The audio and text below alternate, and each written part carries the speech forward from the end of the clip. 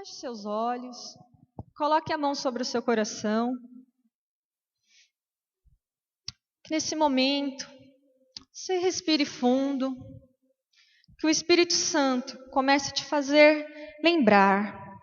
O Espírito Santo que nos lembra o amigo, o consolador, comece a fazer você lembrar as primeiras palavras que você ouviu do Evangelho. Comece a lembrar as primeiras palavras que você ouviu de Cristo. Que Jesus é o caminho, que Ele é a verdade, que Ele é a vida. Que Ele gostaria de trocar o seu fardo com você, retirar o fardo pesado que você estava carregando, te dar um bem leve. Primeiras apresentações que você começou a ouvir do Senhor, você comece a se lembrar do dia que você se encontrou com Deus. Você sabe a situação que você estava. O Espírito Santo vai te lembrar neste momento. Do dia que você começou a arder o seu coração. As palavras começaram a penetrar e queimava o seu coração. E o Senhor começou a se apresentar de uma forma maravilhosa a você.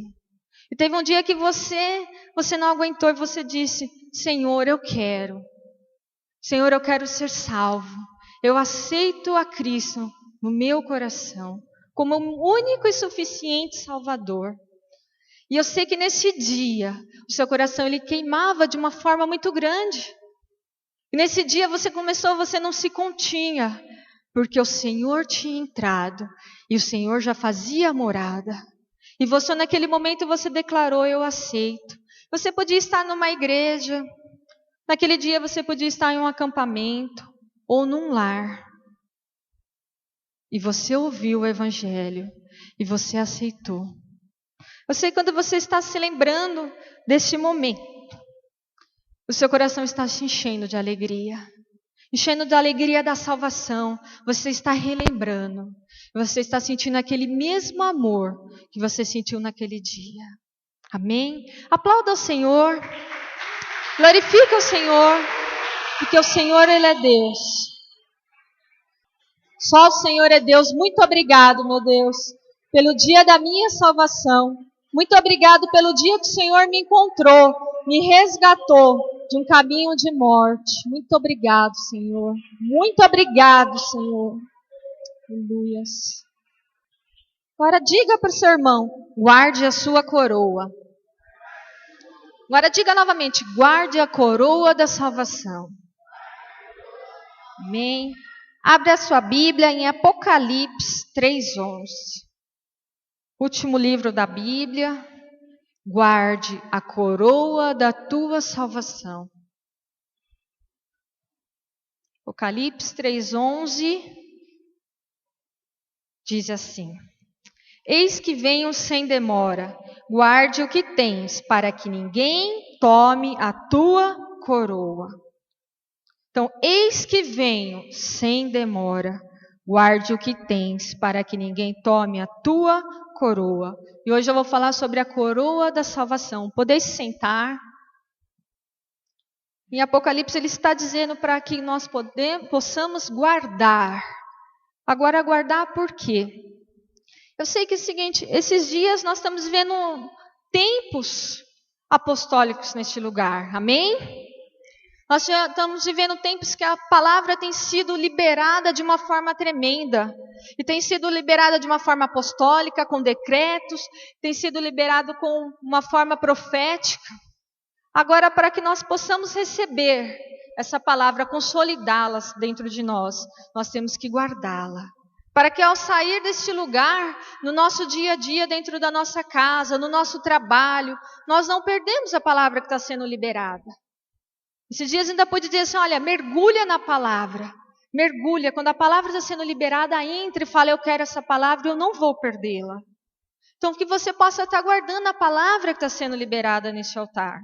Ontem o pastor Marcos pôde ir na sede. A sede já está no 6º dia da campanha de sabedoria. E ele foi e ele voltou de lá tremendo. Ele falou assim: nossa, É um mover, é um grande mover. Muitas das coisas que nós estamos fazendo aqui, chego lá, está acontecendo de uma forma igual, assim, está se complementando. E ele voltou maravilhado com a palavra que o apóstolo disse. O apóstolo decretou uma palavra, nós estamos na sexta. Já se passou um período e um período novo vai iniciar. E ele voltou, ele falou assim, nossa, o desafio que eu fiz na nossa igreja, ele falou assim, olha, o desafio de 10 pessoas que se levantou, mas eu e você, os 2 pastores, 12 pessoas, tinha tudo a ver com a palavra que foi liberada nessa segunda. O Senhor está no controle de todas as coisas, o Senhor está liberando um novo tempo sobre nós. Então guarde esse tempo sobre a sua vida, amém?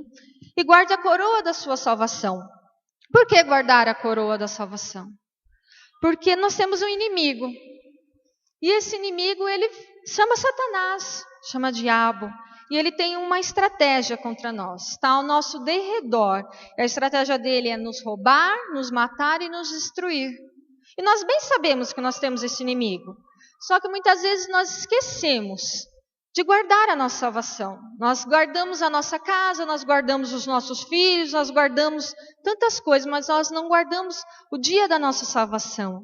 A salvação, o nosso compromisso com Deus. E aos poucos o inimigo ele vem roubar o quê? A coroa da nossa salvação. Tem que saber que os que estão caminhando já com o diabo já são dele. Agora nós que já temos a salvação, muitas vezes é o foco do inimigo. Ele vem para tirar a sua salvação. Ele vem para fazer você perder o seu caminhar com Deus. Vem para te fazer perder a sua intimidade com o Senhor. Então ele vem roubar a sua salvação. Ele vem matar. Matar quem? Matar você que já está vivo. Você que está caminhando em vida. Você que deixou aquele caminho de destruição e que foi resgatado pela palavra. Porque antes de sermos resgatados pelo amor de Cristo, nós vivíamos um caminho de destruição. E nós sabíamos que muitas vezes esse caminho ia acabar em morte, né? Porque o salário do pecado é a morte, e uma hora nós íamos acabar em morte. Acabar em ruína, ser escravos de Satanás. Só que ao encontrarmos com Cristo, tudo é trocado. O Senhor, Ele nos resgata e nos dá um caminho novo, uma nova história, novos sonhos, novos projetos, nos chama de filhos, nos manda vir à casa do Pai, estamos vivos. E o inimigo, ele quer matar a mim e a você, matar você que está vivo. E ele quer destruir. Destruir quem? Destruir quem está edificando. Você está edificando a sua casa? Você está edificando a tua família, você está edificando a obra do Senhor, você tem trabalhado para edificar outras vidas, para ganhar outras vidas, para trazer a salvação, para apresentar o mesmo Deus que salvou a você, você tem trabalhado para apresentar outras vidas. Então você está edificando uma grande obra e o inimigo ele vai vir para te destruir. Então que nessa noite você guarde a coroa da sua salvação, porque você tem um inimigo. E ele quer roubar, matar e destruir. A mim e a você. Agora tem doutrinas que dizem o seguinte. Uma vez salvo, sempre salvo. Né? Uma vez que você sentiu esse queimar, você reconheceu a palavra, Cristo como seu Salvador, levantou as mãos, sempre salvo. Só que nós temos que tomar cuidado com essa ideia. Porque não é bem assim que a Bíblia nos mostra. A Bíblia mostra que o Senhor muitas vezes levantou reis, e que reis também caíram. O Senhor colocou a mão sobre sacerdotes e ele rejeitou os sacerdotes. Então como que nós podemos ter essa base de dizer, uma vez salvo, nós eternamente seremos salvos?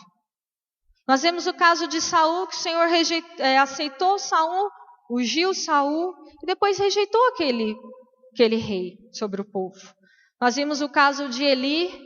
O Senhor era um sacerdote, e por ele não saber guardar a tua casa, o Senhor rejeitou aquele sacerdote. E nós vimos o caso de um grande anjo, né? Satanás. Ele era um grande anjo, um anjo de luz, um anjo do louvor, e era um grande anjo. E ele teve uma queda. Então, anjo sempre anjo, também não é dessa forma. Ele era um grande anjo de luz. Se tornou um anjo de trevas, demônio. Então nós temos que saber que nós temos que guardar a coroa da nossa salvação. Nós temos que guardar a salvação, nós temos que guardar a intimidade com Deus, nós temos que guardar o nosso caminhar com Deus, diariamente, sempre. Então repita comigo novamente: guardar a coroa da minha salvação. E eu vou deixar com vocês alguns princípios, entre tantos princípios que nós poderíamos citar. Vou deixar alguns princípios para que você possa guardar a coroa da sua salvação. Abra a sua Bíblia em Atos 2:42. Então, Atos dos Apóstolos 2:42, que diz assim: E perseveraram na doutrina dos apóstolos, e na comunhão, no partir do pão e nas orações. Então vamos ler junto? E perseveraram na doutrina dos apóstolos, e na comunhão, no partir do pão e nas orações. Amém? Primeiro princípio que eu gostaria de deixar a você é a doutrina dos apóstolos. Repita comigo: doutrina dos apóstolos. Agora, o que é a doutrina dos apóstolos? Então, Atos começa a estabelecer os primeiros cristãos após a morte e ressurreição de Cristo. Cristo já não estava mais na terra, já havia descido o Espírito Santo sobre o povo, o Consolador, que ia fazer lembrar tudo que já tinham vivido com o Senhor Jesus. Então, aquele Espírito Santo, ele ia trazer a consolidação daquele novo tempo aos apóstolos. Os primeiros cristãos já estavam sendo formados, as primeiras igrejas, e nós falamos que um povo perseveravam na doutrina dos apóstolos. Mas o que é a doutrina dos apóstolos? Não era um novo mover, os apóstolos saíram andando e causando um novo mover, algo novo. A doutrina dos apóstolos era o que eles haviam aprendido com Jesus. Era tudo o que eles vivenciaram com Jesus, tudo o que eles aprenderam com Jesus, eles estavam passando ao povo. Então não era algo novo, não era algo que surpreendente ou que eles tinham acabado de inventar para trazer ao povo. Não era um mover, era o que eles tinham aprendido com Jesus. Mas nós sabemos que Jesus, ele dizia o seguinte: tudo o que eu falo é o que eu recebi do meu Pai. Não era dessa forma? Tudo o que eu tenho dito é o que eu tenho aprendido do meu Pai, é o que o meu Pai me passa. Então Jesus, ele passava a palavra de Deus. Ele vivia a palavra de Deus. Ele falava assim: a doutrina de Cristo, tudo o que eu aprendi do Pai. Então, os apóstolos aprendiam de Jesus e Jesus passava o que ele recebia de Deus. Então era dessa forma. Os apóstolos estavam trazendo tudo o que eles tinham aprendido com Jesus sobre o amor, amar a Deus acima de todas as coisas, amar o seu próximo. Então eles começaram a sair para ganhar os primeiros cristãos, as primeiras vidas, simplesmente falando tudo o que eles já tinham aprendido com Deus. Tudo o que eles tinham aprendido com a palavra de Deus, com Jesus, sobre o amor, sobre a fé. Então não era um grande mover, não era uma invenção, mas era a palavra de Deus. Os primeiros cristãos, eles perseveravam na palavra de Deus. Essa era a palavra dos apóstolos, a palavra de Deus, a palavra que Jesus passou. Porque nós vimos que os apóstolos, em certa ocasião, eles disseram o quê? Na porta do templo, um paralítico sentado, e o paralítico queria algo, ele falou: não tenho ouro, nem prata, mas o que eu tenho vos dou. A gente, nossa... Mas era o que Jesus ensinava. Jesus muitas vezes falou o seguinte: eu não tenho onde reclinar a cabeça para dormir. Então o que Jesus ensinava é o seguinte: que nós não temos que nos preocupar com o ouro, ou com a prata, ou com o dinheiro. Mas nós temos uma missão. E era isso que os apóstolos quis dizer também: olha, eu não me preocupo com o ouro, não me preocupo com a prata, mas eu tenho uma missão. E o que eu tenho, eu te dou. Então os apóstolos estavam passando para o povo esse tempo, tudo que eles tinham aprendido com Jesus. E eles estavam perseverando na palavra. Nós temos que perseverar na palavra. O apóstolo Gerson ainda pôde dizer esses dias, falou assim: olha, nós vemos a igreja e são tantas as preocupações. Então você vem, você pensa nos seus filhos, você senta no banco e às vezes a última preocupação que nós temos é em ser ministrados.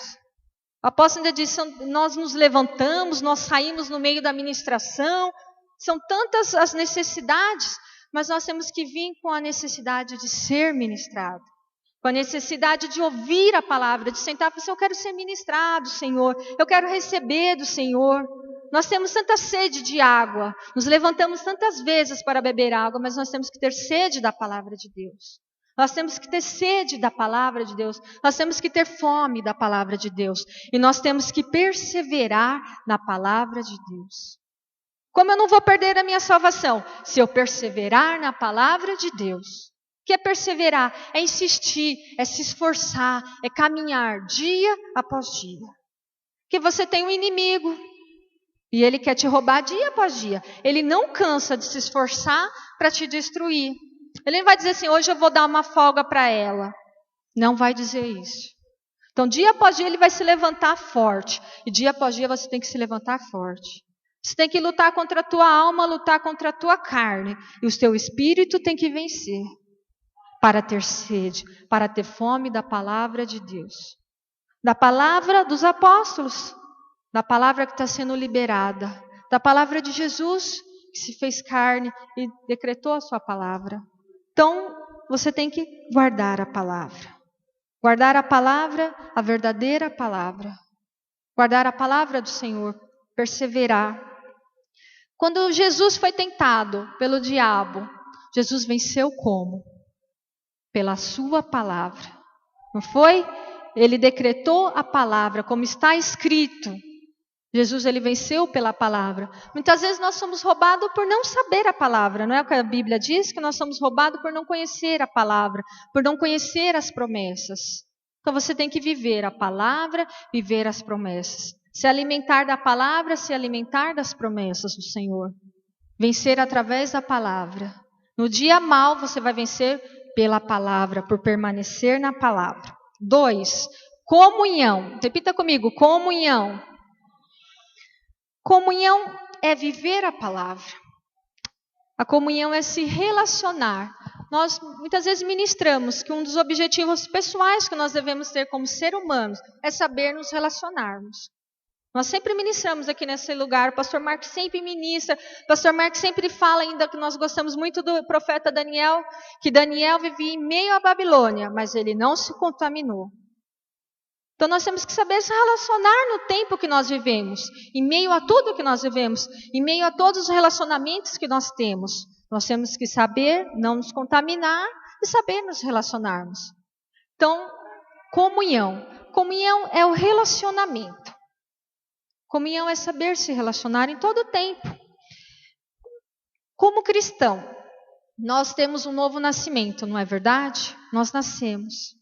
Quando uma criança nasce, ela já nasce em meio a uma família, não é dessa forma? O bebezinho é recebido em casa, muitas vezes ele tem o pai, tem a mãe, tem os tios, tem os avós, ele nasce em meio a uma família.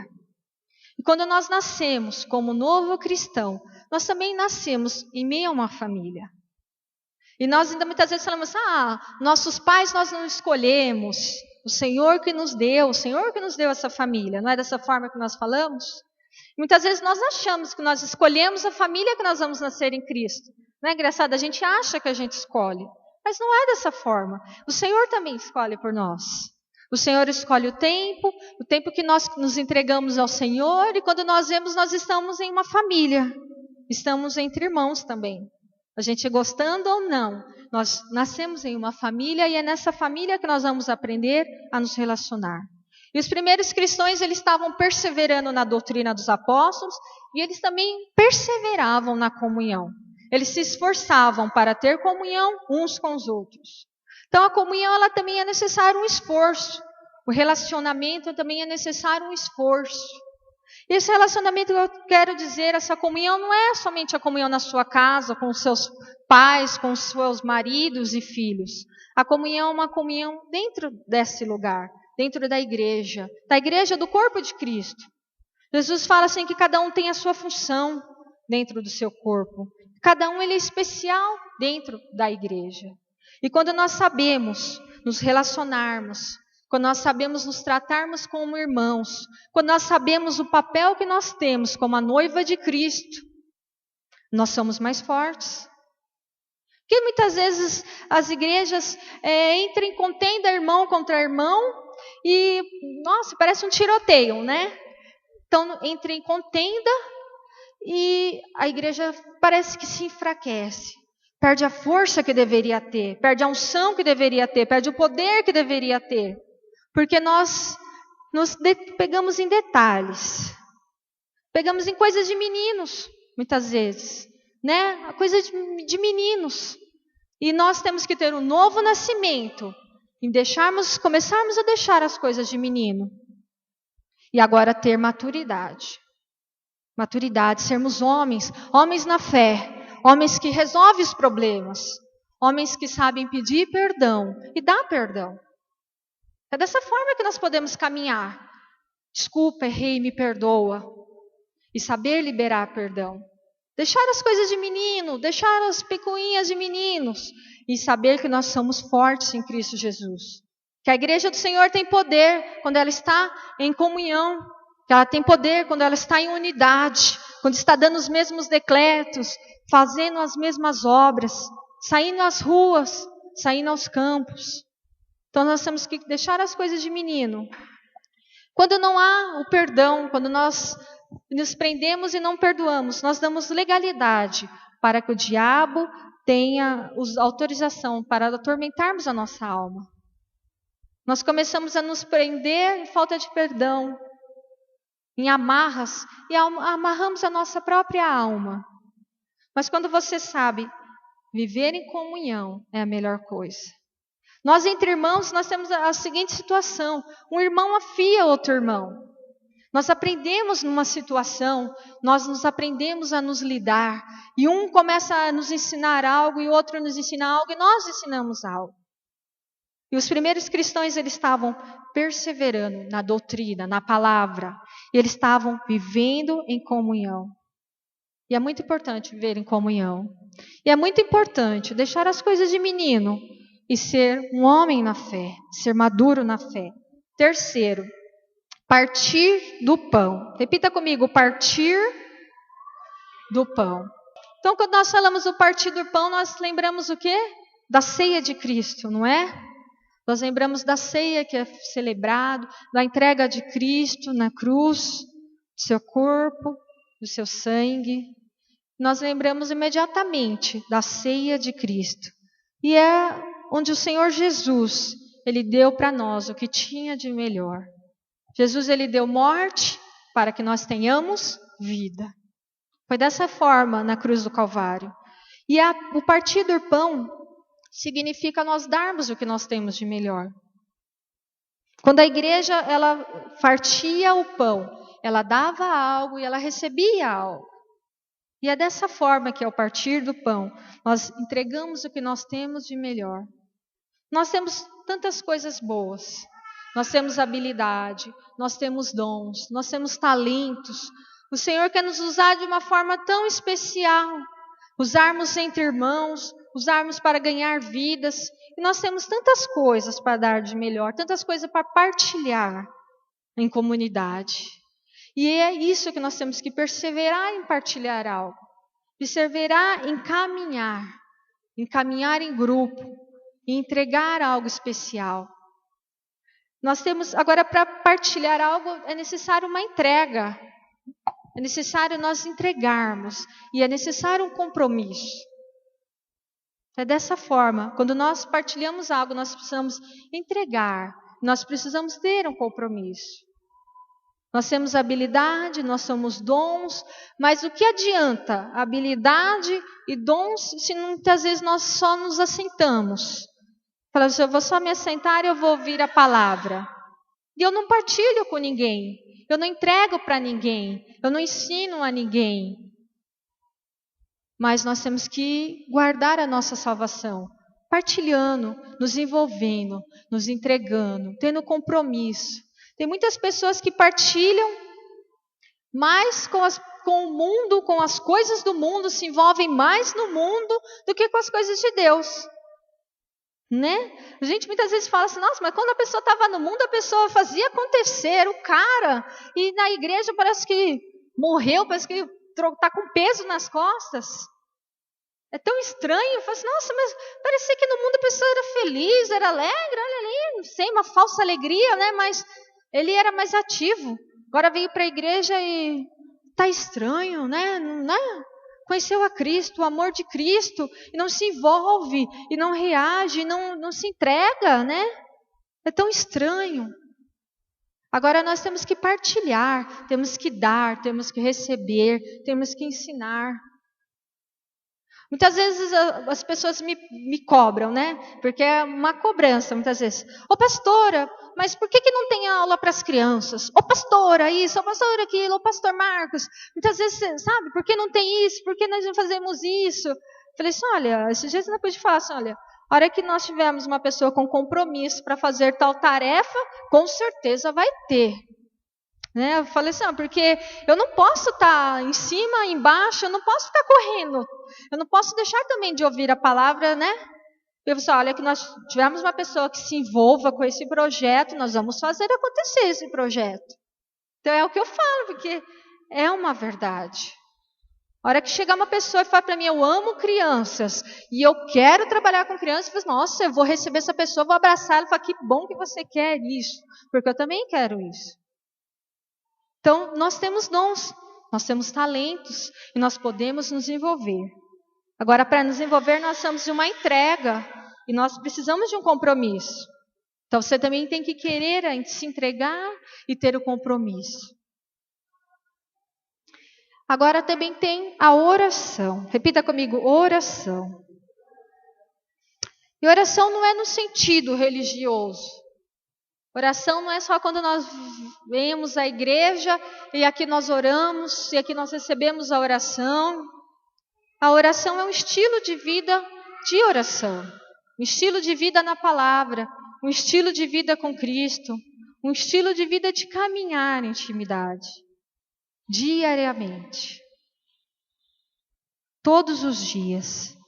Não no sentido religioso das orações que se fazem só para ser ouvidas, das orações que se fazem muitas vezes o Senhor não recebe, mas é um estilo de vida. Tem até uma ilustração que eu lembro que a pessoa estava chamando o vizinho para ir à igreja, né? Aí ela chamava o vizinho falava assim, olha, estou lendo um livro. Passava uma semana, novamente no domingo, ela chamava o vizinho, estou lendo um livro. E mais uma semana, estou lendo um livro, quando eu acabar eu vou. Passada uma semana ele chamou esse vizinho já estava pronto. Ele falou assim, hoje eu vou com você à igreja. Nossa, mas você já acabou de ler o livro que você estava lendo? Aí o vizinho pega e fala assim, o livro que eu estava lendo era a sua vida. Semana após semana eu estava lendo a sua vida, eu estava observando a sua vida. E eu terminei de ler esse livro, eu vou com você à igreja. E é dessa forma que é ter um estilo de vida de oração. Um estilo de vida de comunhão. Porque há um livro em nós. O Senhor está lendo este livro. Os seus vizinhos estão lendo este livro. O seu familiar está lendo este livro. Os seus filhos estão lendo. Os seus amigos na escola estão lendo este livro. Então, é um estilo de vida com Cristo. É um estilo de vida em intimidade com Cristo. Quando nós perseveramos na doutrina, na palavra do Senhor, nós não deixamos a palavra ser roubada. Nós guardamos a palavra, nós entramos no mover da palavra de Deus. Quando nós temos comunhão um com os outros, nós nos respeitamos, nós nos amamos. Nós sabemos que somos a noiva de Cristo e organizadas para ganhar vidas. Quando nós partimos o pão, nós nos entregamos, nós nos comprometemos, nós damos o que temos de melhor.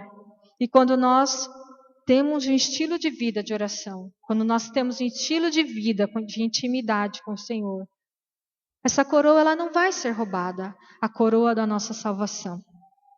Mas para que tudo isso aconteça, você precisa ter um amigo. E no final de Atos 2:47 diz o seguinte: e todos os dias acrescentava o Senhor à igreja aqueles que se haviam de salvar.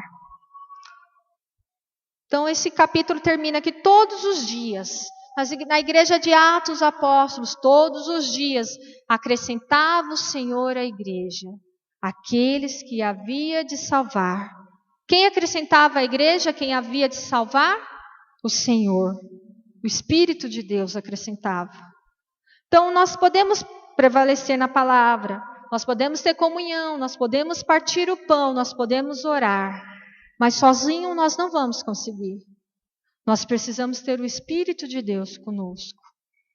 Só na força do nosso braço, no desejo de permanecer em salvação, em intimidade, em comunhão, nós não vamos conseguir. Nós não vamos conseguir quando nós colocamos na nossa frente o Espírito Santo. Nós colocamos o Senhor na nossa frente. Que o Senhor, Ele acrescenta quem há de salvar-se. E o Senhor, Ele guarda a nossa salvação. Só que não é na sua força, não é na sua vontade, no seu desejo. É através do Espírito Santo.